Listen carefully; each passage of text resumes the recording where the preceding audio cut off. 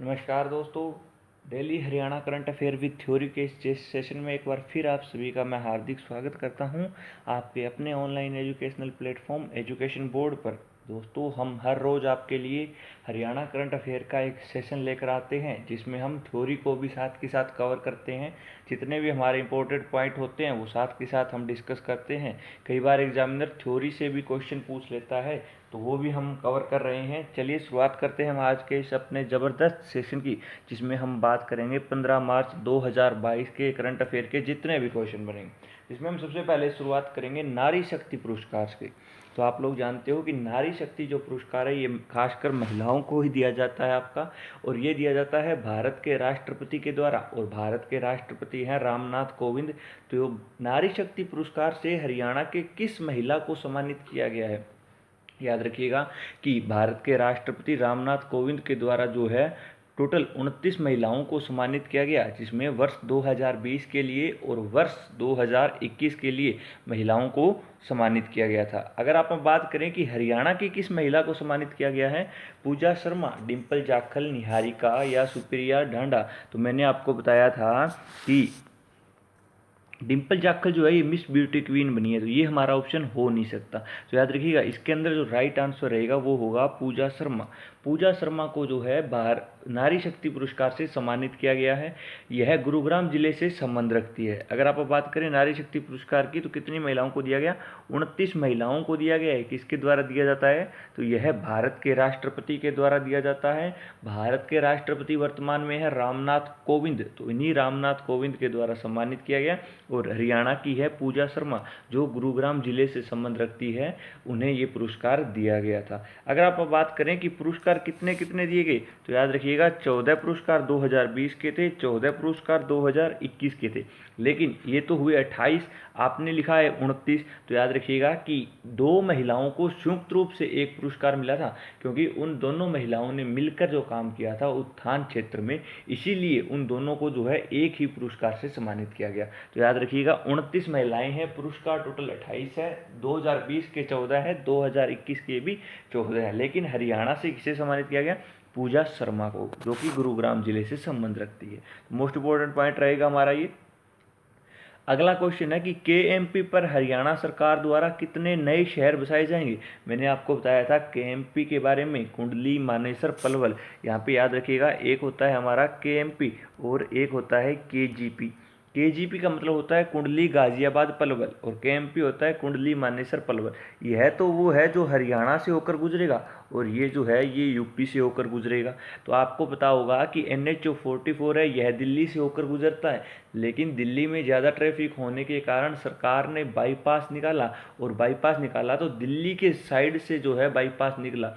लेकिन अब कुछ लोग यूपी जाने वाले थे, कुछ हरियाणा से होकर जाने वाले थे, इसीलिए सरकार ने एक सर्कल बनाया दिल्ली के चारों ओर, जिसे हमने बोला क्या? जिसे हमने बोला कुंडली। और याद रखिएगा यह कुंडली सोनीपत में पड़ता है, इसीलिए एक दिल्ली के चारों तरफ एक सर्कल बना दिया गया NH 44 पर, जिसे आप KMP और KGP के नाम से जानते हैं।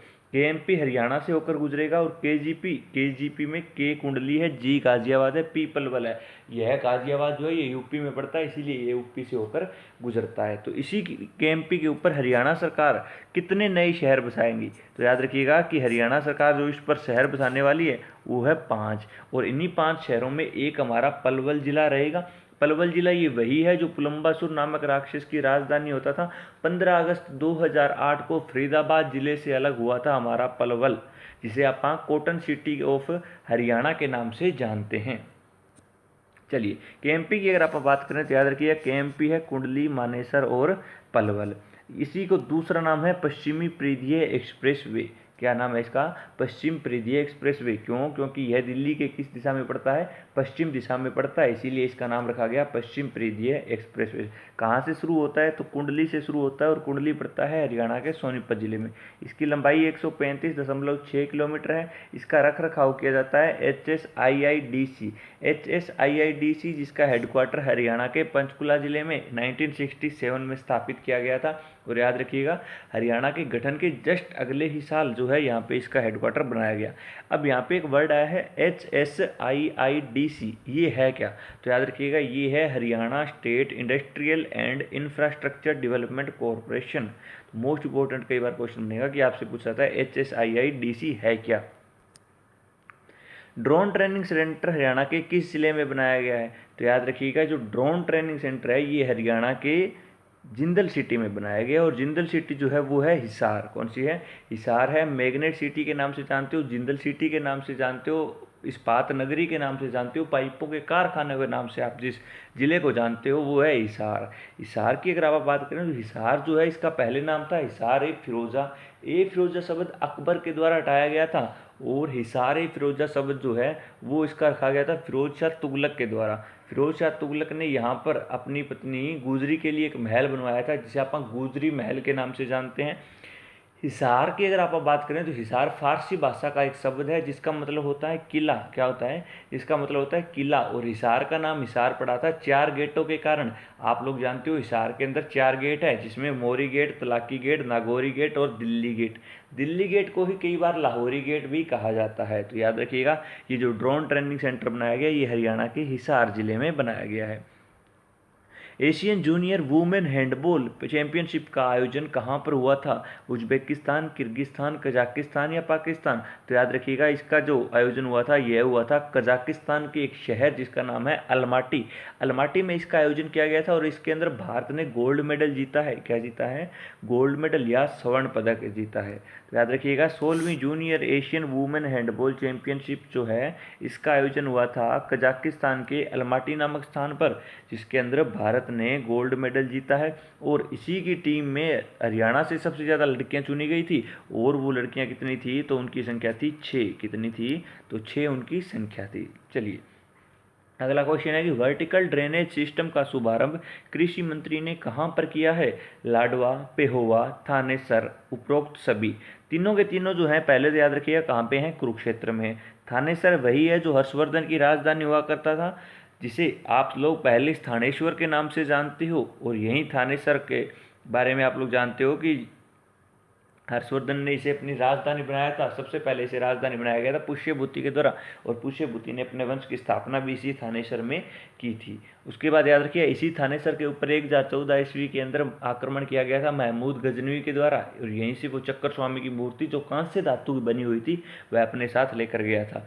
पेहोवा जिसे आप लोग पहले पृथुदक के नाम से जानते थे, जो घोड़ों के व्यापार के लिए प्रसिद्ध हुआ करता था, और इसी पेहोवा से हमें अभिलेख मिला था मिहिर भोज का अभिलेख। लाडवा की अगर आप बात करें तो लाडवा जो कि कुरुक्षेत्र जिले का ही एक हिस्सा है, और इसी लाडवा के समय लाडवा में एक विद्रोह हुआ था जिसे आप बोलते हैं लाडवा का विद्रोह, जो 1845 में हुआ था, और इस लाडवा का विद्रोह का नेतृत्व किया गया था राजा अजीत सिंह के द्वारा। तो ये जो शुभारंभ किया गया है ये किया गया है आपका लाडवा में। कहाँ पर किया गया है? लाडवा में। किसने किया है? कृषि मंत्री ने। और कृषि मंत्री कौन है? JP दलाल। वर्टिकल ड्रेनेज सिस्टम है क्या? तो याद रखिएगा जब सेम का पानी इकट्ठा होता है, आप लोग जानते हो कि ज़मीन के ऊपर जब पानी की मात्रा आ जाती है, ज़मीन से ऊपर रिसाव होकर ऊपर आने लगता है, तो वो सेम बोला जाता है। और वही सेम जो है उसका जो जल भराव होता है, उसी समस्या से जो है इजाद दिलाने के लिए हरियाणा सरकार ने वर्टिकल ड्रेनेज सिस्टम की शुरुआत की है। तो याद रखिएगा वर्टिकल ड्रेनेज सिस्टम लगाया गया है आपका लाडवा में, शुभारंभ किया गया है कृषि मंत्री द्वारा, जो है JP दलाल, जयप्रकाश दलाल के नाम से जिसे आप लोग जानते हो। हरियाणा के भिवानी जिले के लोहारू से MLA चुने गए हैं। ये लोहारू वही है जो पहले लोहारूप के नाम से जाना जाता था। इसका उद्देश्य क्या है? इसका उद्देश्य है जल भराव की समस्या से निजात पाना। और अंत में आपके लिए कि होली का त्यौहार है, तो याद रखिएगा कि गुलाल का रंग गुब्बारों की मार, सूरज की किरणें खुशियों की बहार, चांद की चांदनी और अपनों का प्यार, मुबारक हो आप सभी को रंगों का ये त्यौहार।